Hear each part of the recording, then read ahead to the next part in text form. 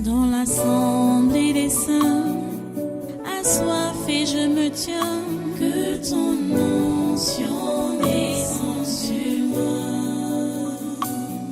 Conscient que mon destin est dans le creux de ta main, que ton onction descende sur moi. Je suis disposé, assoiffé, que ton onction descende sur moi. Je suis disposé, assoiffé,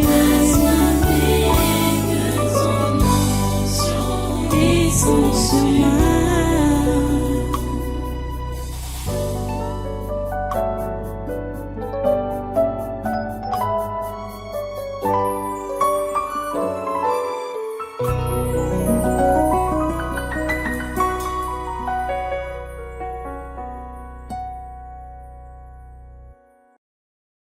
Voilà, les amis, c'est écœurant, hein, tout ce que je viens de vous dire là, tout ce qu'on vient de voir là. Mais bon, Dieu nous a écoutés. Mettez-vous debout. Nous allons maintenant passer à la parole. Hein. Prenez notre texte d'hier là. Luc chapitre 14, à partir du verset 25. Luc 14, à partir du verset 25. Nous lisons. De grandes foules faisaient route avec Jésus. Il se retourna et leur dit, « Si quelqu'un vient à moi, et s'il ne hait pas son père, sa mère, sa femme, ses enfants, ses frères et ses sœurs, et même sa propre vie, il ne peut être mon disciple. Et quiconque ne porte pas sa croix et ne me suit pas, ne peut être mon disciple. Car lequel de vous, s'il veut bâtir une tour, ne s'assied d'abord pour calculer la dépense et voir s'il a de quoi la terminer, de peur qu'après avoir posé les fondements, il ne puisse l'achever et que tous ceux qui le verront ne se mettent à l'oreiller en disant « Cet homme a commencé à bâtir, il n'a pas pu achever. » Ou quel roi, s'il va faire la guerre à un autre roi, ne s'assied d'abord pour examiner s'il peut, avec 10 000 hommes, marcher à la rencontre de celui qui vient l'attaquer avec 20 000. S'il ne le peut, tandis que cet autre roi est encore en chemin, il lui envoie une ambassade pour demander la paix. Ainsi donc, quiconque d'entre vous ne renonce pas à tout ce qu'il possède ne peut être mon disciple. Le sel est une bonne chose, mais si le sel perd sa saveur, avec quoi l'assaisonnera-t-on? Il n'est bon ni pour la terre, ni pour le fumier. On le jette dehors. Que celui qui a des oreilles pour entendre, entende. Prions le Seigneur. Dieu Tout-Puissant, nous te remercions pour ta parole. Nous te remercions parce que tu parles clairement. C'est vrai que tu parles en parabole, mais c'est des exemples clairs que tu donnes. Nous te prions que ton esprit nous aide à pratiquer ce que tu nous donnes comme enseignement, comme instruction. Donne-nous la grâce d'être obéissants, de t'être obéissants. S'il te plaît, Seigneur, fais-le. C'est dans le nom de Jésus-Christ de Nazareth que je te prie et que je te demande que ta volonté s'accomplisse, ta volonté parfaite s'accomplisse à l'écoute de ce message. À toi la gloire, l'honneur et la puissance. Au nom puissant de Jésus, j'ai prié. Amen. Amen. Voilà, prends place, assemblée. Et une fois de plus, soyez les bienvenus à ce congrès de surnaturel de ce 6 février 2026. C'est notre deuxième jour du séminaire comme ça. Donc, le thème général est la délivrance des esprits familiers et de la sorcellerie. Vous avez remarqué hier que nous sommes toujours en train de voir les pièges des démons familiers. Et ça ressort clairement dans ce texte qu'on a lu que la famille peut devenir pour nous, pas peu, la famille est pour nous, la famille est pour tout chrétien un piège des esprits familiers. La famille, d'une manière générale, est pour nous, nous tous. Même la famille de Jésus, je vous en parlais hier, même la famille de Jésus a été pour lui un piège de ces esprits familiers. Ne pensez pas que les esprits familiers, ça a commencé aujourd'hui. La sorcellerie n'a pas commencé aujourd'hui. La sorcellerie existe depuis avant même la création du monde. Parce que le diable est le premier sorcier. Et le diable a fait la sorcellerie au ciel depuis, avant même que Dieu ne crée l'homme ou ne crée la terre. Quand il créait l'homme, le diable était déjà dans sa position de sorcier, du grand sorcier. Vous voyez? Donc c'est un truc qui existe depuis longtemps. Ne soyez pas naïfs, comme moi-même je l'étais dans le passé. Dans le passé, j'étais naïf. Quand on parle de sorcellerie, moi je voyais que ça pouvait seulement être dans les familles d'à côté. Je n'avais jamais cru que la sorcellerie peut frôler ma famille charnelle. Je ne croyais pas ça. Je ne croyais pas. Et ça, c'était vraiment une bonne manière donc de m'avoir. Parce que je vais vous dire la pure vérité. Si vous ne croyez pas à la sorcellerie, je ne veux pas dire que vous devez avoir la foi en elle. Hein. C'est-à-dire, vous croyez que ça existe. Moi, j'étais le genre là, je ne crois pas que ça existe. Donc, c'était une manière pour eux de m'avoir alors.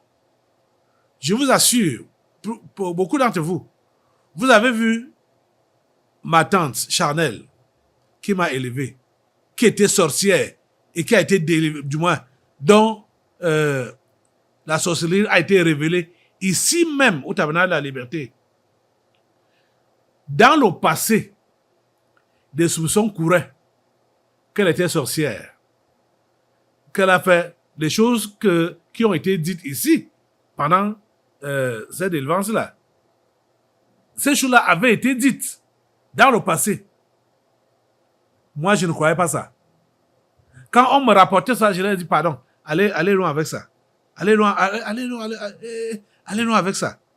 Je ne croyais pas à ça. Je dis, mais comment est-ce que cette femme pouvait être sorcière, comme vous dites, et pourtant, elle m'a bien encadré. C'est elle qui m'a élevé. Et elle m'avertissait même contre la sorcellerie et tout ça là. Et vous dire aujourd'hui que elle est sorcière, je dis jamais. Ne me racontez pas ces histoires-là. Dieu a permis que je puisse voir ça de mes propres yeux ici. C'est terrible. Dieu a permis que je puisse voir ça de mes propres yeux ici. Mes yeux-ci. J'ai vu ça.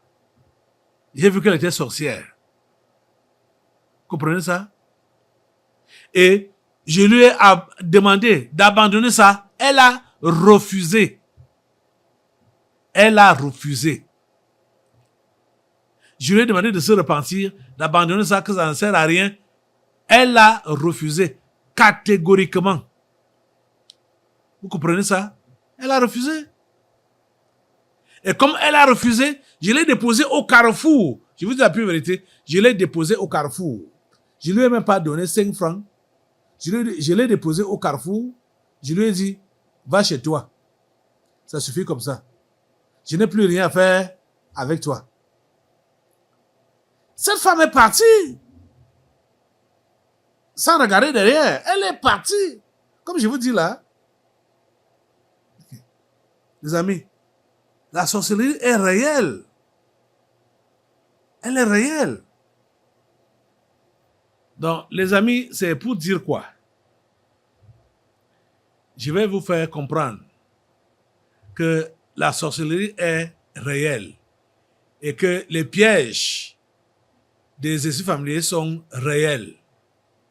Et le premier piège, ce sont nos familles directes, les membres de nos familles directes. Je vous dis la pure vérité que certains des membres, je dis, oui, ces membres-là de vos familles, qui sont même les plus gentils, méfiez-vous. Il se pourrait que ce sont ceux-là même qui sont les pires sorciers de votre famille. Je vous dis la pure vérité. Bon, quand je prêche comme je prêche là, il y a certains qui vont dire que je ne sépare les familles. Mais je ne sépare pas les familles parce que la vraie unité, c'est en Jésus. Hein? Si, et comme je sais que la plupart des familles disent qu'ils croient en Dieu, tout le monde dit qu'ils croient en Dieu. Si réellement, ils sont donc des croyants, des chrétiens, ils ne doivent pas s'entre-déchirer. Ils ne doivent pas détester celui qui a dit qu'il croit aussi en Jésus. Il ne doit pas le détester ou le rejeter. Vous voyez?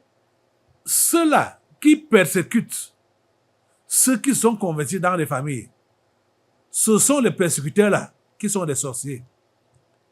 C'est ça que vous devez comprendre. Ce sont les persécuteurs qui sont des sorciers. Et ils sont tous dans une même famille, mais il y a certains qui se lèvent pour dire que vous là, vous exagérez, laissez-nous avec votre histoire de Jésus là, laissez-nous avec votre histoire de prière d'église et tout ça là. Pourtant, ils disent qu'eux-mêmes sont des chrétiens. Hein? Comprenez que ce sont des sorciers là-bas. Ce sont des sorciers là-bas.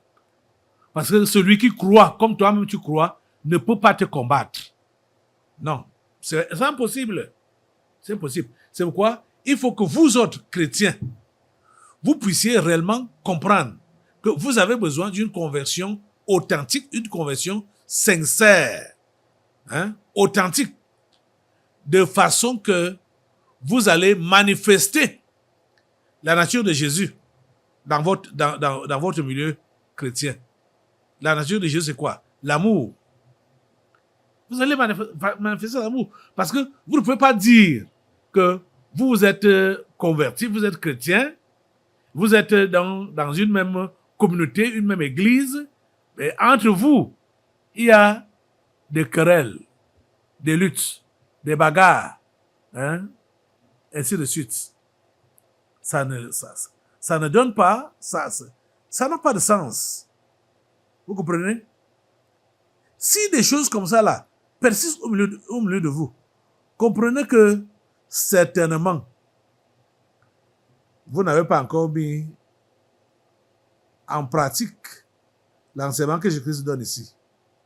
Parce que si tu sais que tu as déjà renoncé à ton père, à ta mère, à tes frères et sœurs, à ta femme, à ton mari, hein, à tous ceux-là qui sont charnels autour de toi, tu ne peux pas maintenant venir encore te battre avec tes frères en Christ. Tu auras donc quelle famille dans ce cas-là? Parce que la famille charnelle, tu t'en es séparé. La famille spirituelle, tu es toujours dans les bagarres avec elle. Tu as donc quelle famille en fait? Tu as quelle famille? Tu es dans quelle famille donc en ce temps-là? Vous êtes en train de comprendre ça? Voilà. Mais l'enseignement de ce séminaire, de ce mois-ci, comme je vous disais hier que j'ai demandé à Dieu, je dois encore parler sur quoi que ces gens n'ont pas encore entendu. Dieu m'a dit, va au commencement. Parle du commencement. C'est-à-dire le commencement de la chrétienté. C'est de ça que je parle. Le commencement. Parce que c'est ce commencement qui doit avoir d'abord des bases solides. Une base solide, claire, propre. Et tous ceux qui vont démarrer la chrétienté sur cette base que Jésus-Christ pose ici là, ils ne peuvent pas avoir des problèmes d'être effectifs ou efficaces dans la maison de Dieu. Forcément, ils seront efficaces. Forcément, hein, franchement, je vous assure, ils seront efficaces. Comprenez ça?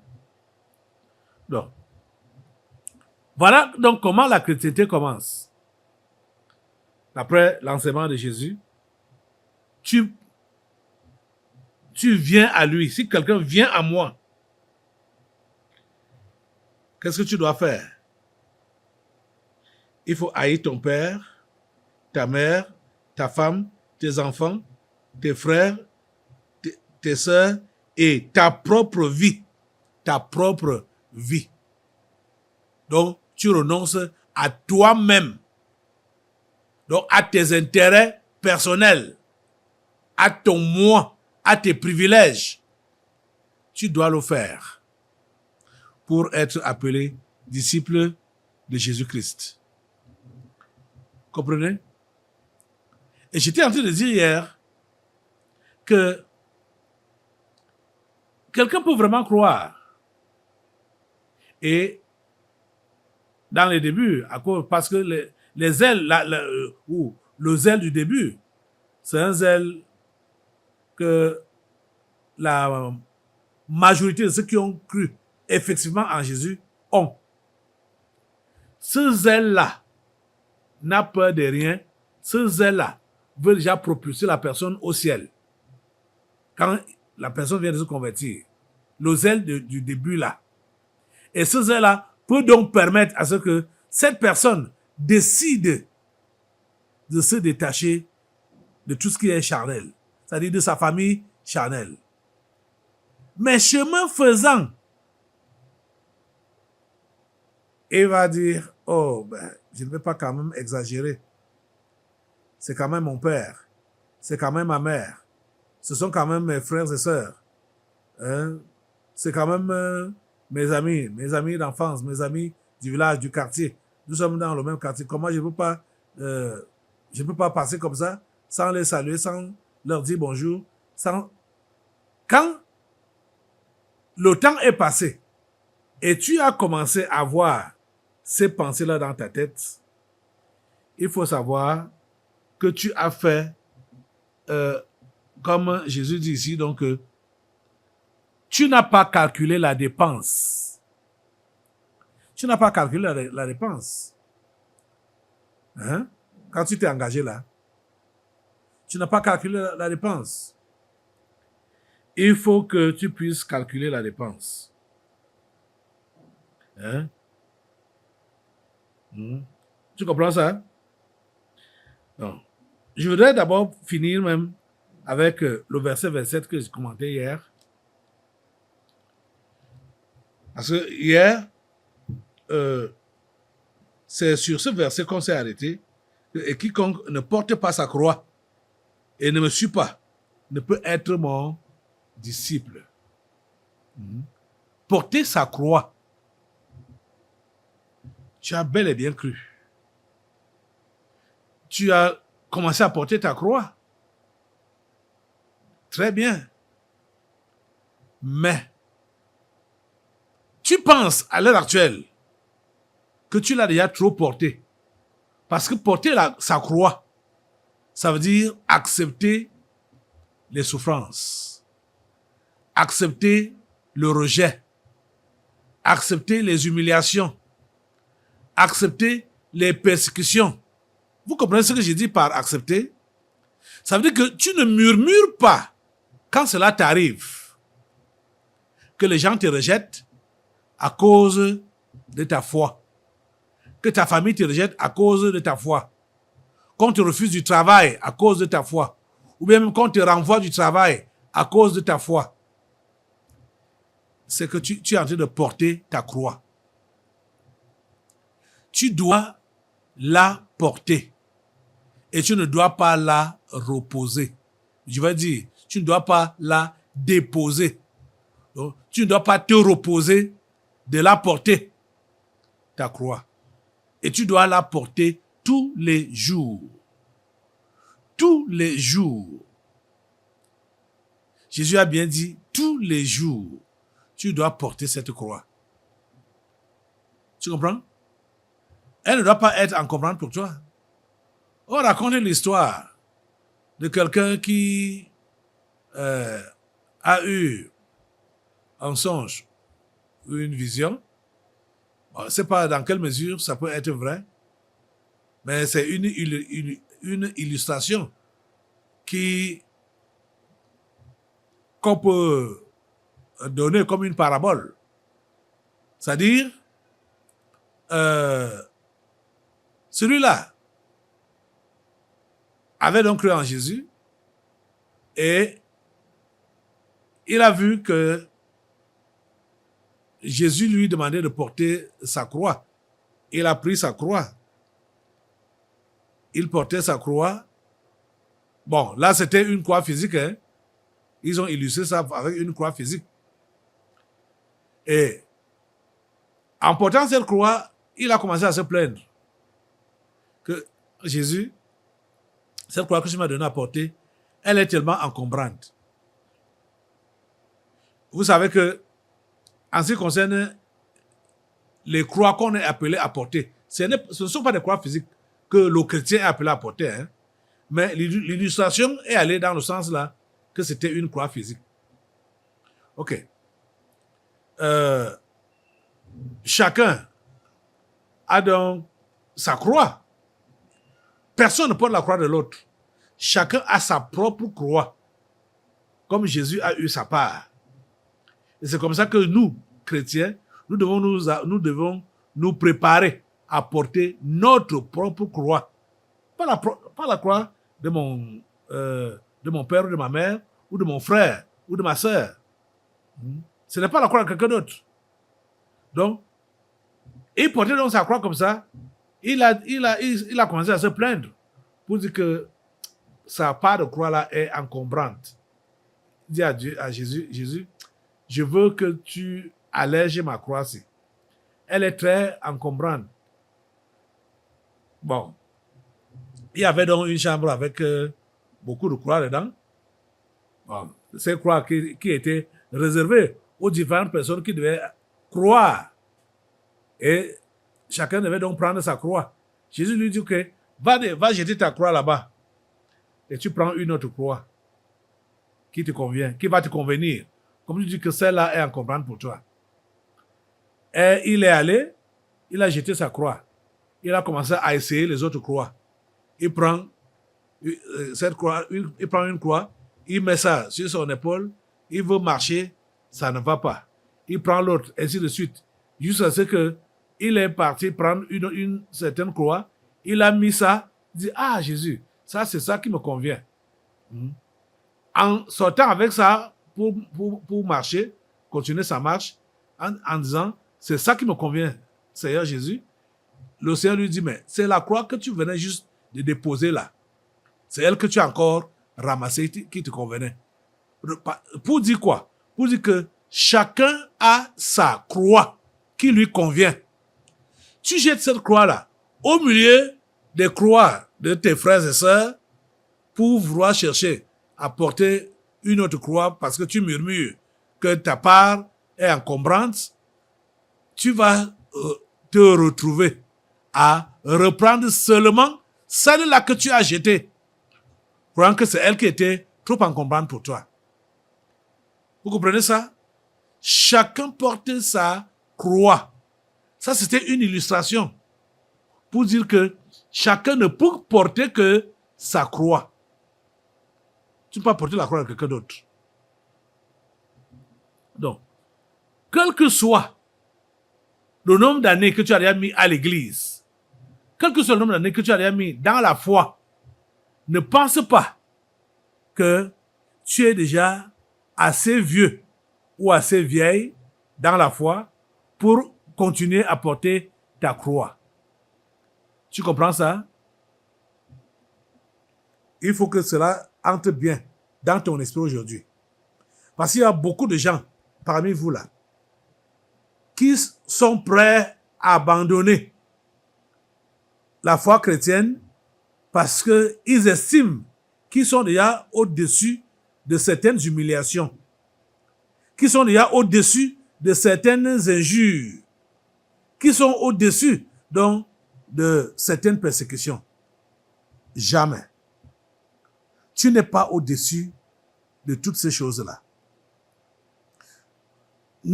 Ça dit, en croyant et en portant notre croix, nos persécutions, on doit comprendre, on doit avoir dans l'idée que nous sommes au début. Nous sommes en train de faire le parcours. On n'est pas encore arrivé. On n'est pas encore arrivé.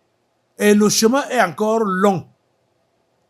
Regardez par exemple, les amis camerounais, les situations qu'on vit ici au Cameroun, comme ce qui se passe là au port de Douala.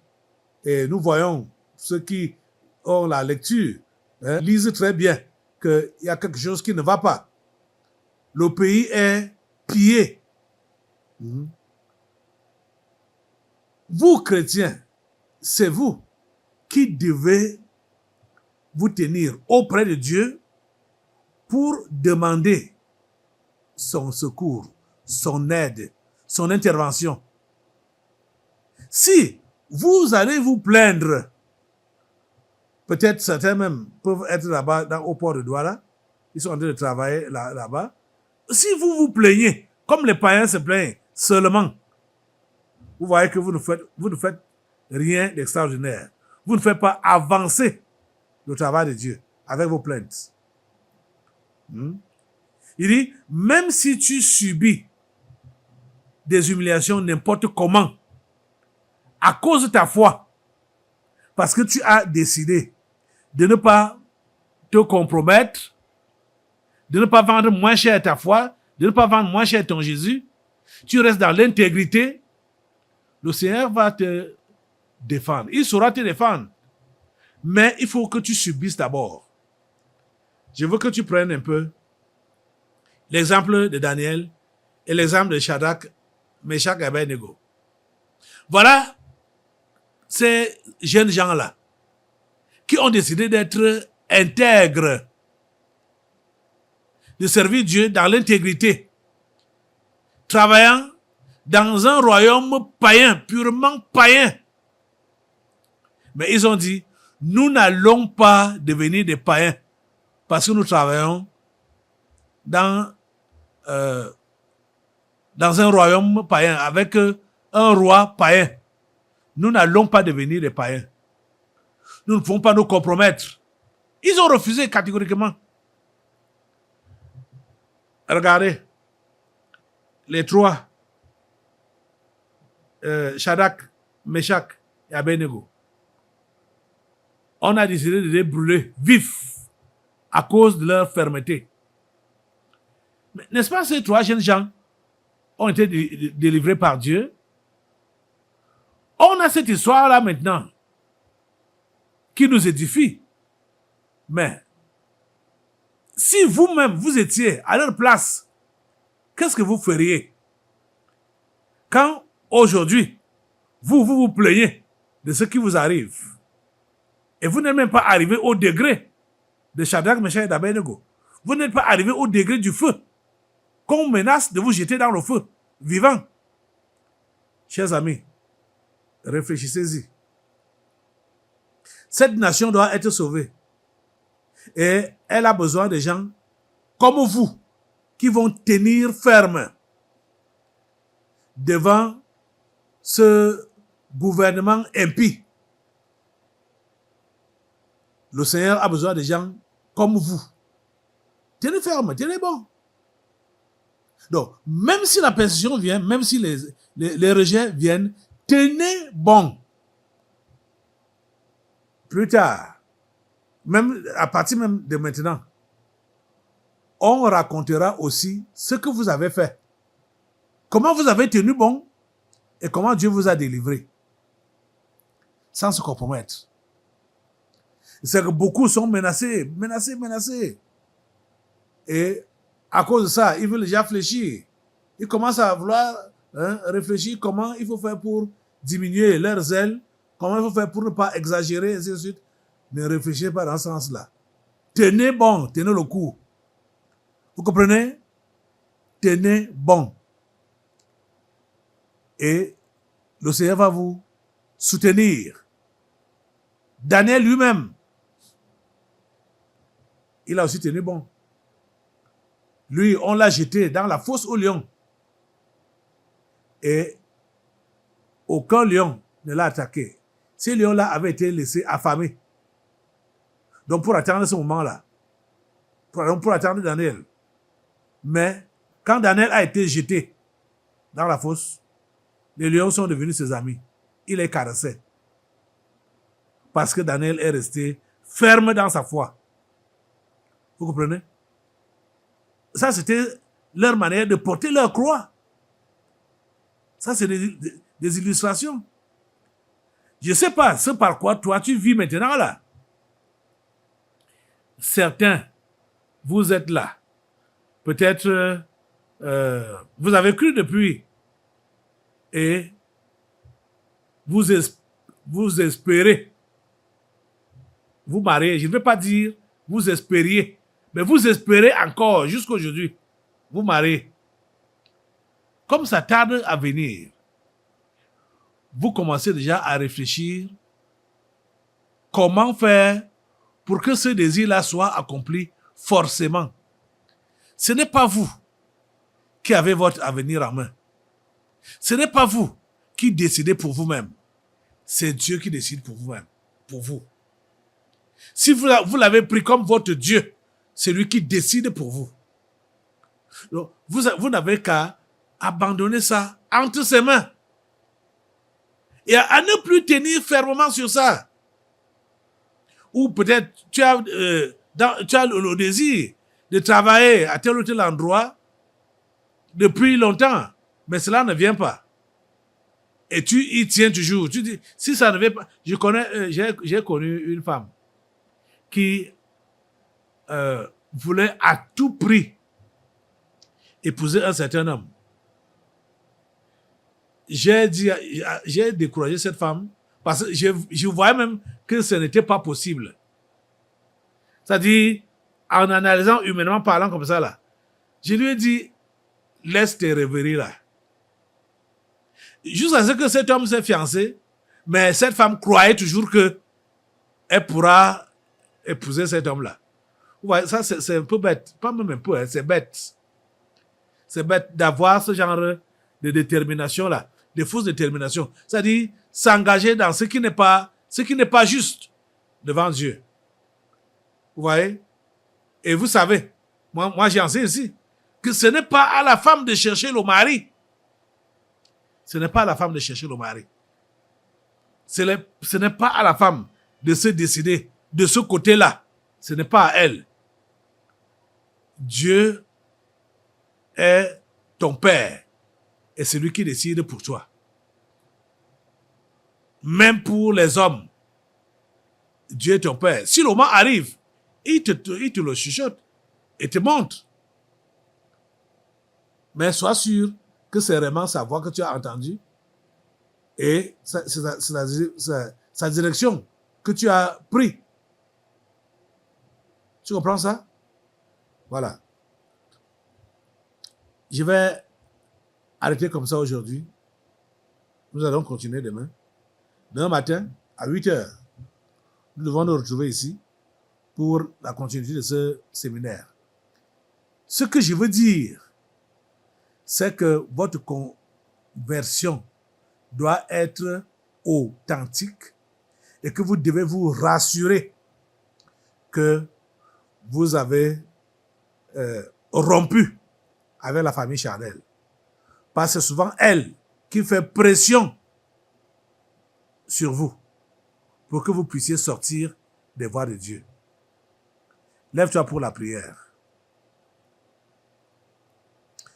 Seigneur mon Dieu, je vais te recommander cet homme et cette femme. Je vais te les recommander, te demandant la grâce. C'est vrai, ils ont cru en toi. Mais les voilà qui sont comme au carrefour, ne sachant pas quelle direction prendre.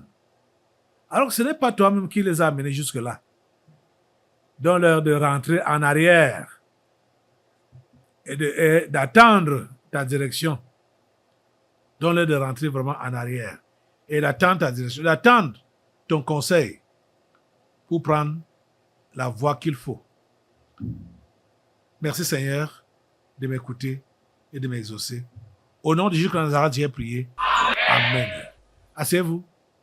Nous allons maintenant passer aux délivrances prophétiques. Dans